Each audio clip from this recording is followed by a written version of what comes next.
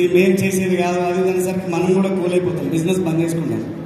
So నేనేమంటున్నానంటే success అవ్వాలంటే ముందు ఫెయిల్యూర్ అవ్వాలి. Yes no? ఫెయిల్యూర్ వెళ్ళి సక్సెస్తో ఒక మాట నేను ఏమని అంటే అందరూ నిన్నే కోరుకుంటారు, నన్ను ఎవరు కోరుకోరని.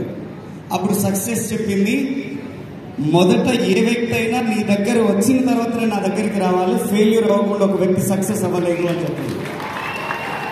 నేను కూడా మీ అందరికి ఒక మాట చెప్తున్నా, సక్సెస్ అవ్వాలంటే కోరిక, తీరిక, ఓపిక ఈ మూడు ఉండాలి. ఏముండాలి?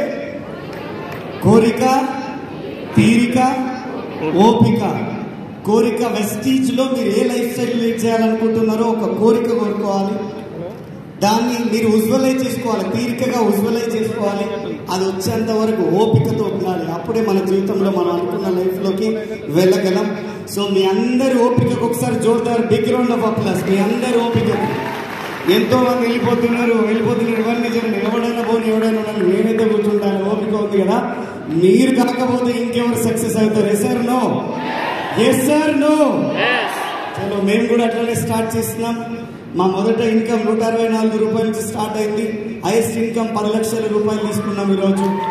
దాంతోపాటుగా దాంతోపాటుగా ఒక మంచి విల్లా కొనుక్కున్నాం 2.5 కోట్ల రూపాయలతో.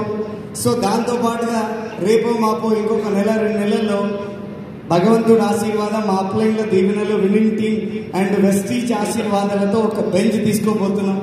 సో బాగుందా బాలేదా? డబ్బులు లేకపోతే ఎవడరా నువ్వు అంటారు, డబ్బులుంటే మావాడే అంటారు. ఎవడరా అనిపించుకుందామా? మావాడు అనిపించుకుందామా? అలా అనిపించుకోవాలంటే డిసైడ్ అవ్వాల్సింది ఎవరు డిసైడ్ అవ్వాలి? ఎంతమంది డిసైడ్ అవుతున్నారు? ఇంతమంది సప్పుడు వస్తలే, అది నాకు చెవులు.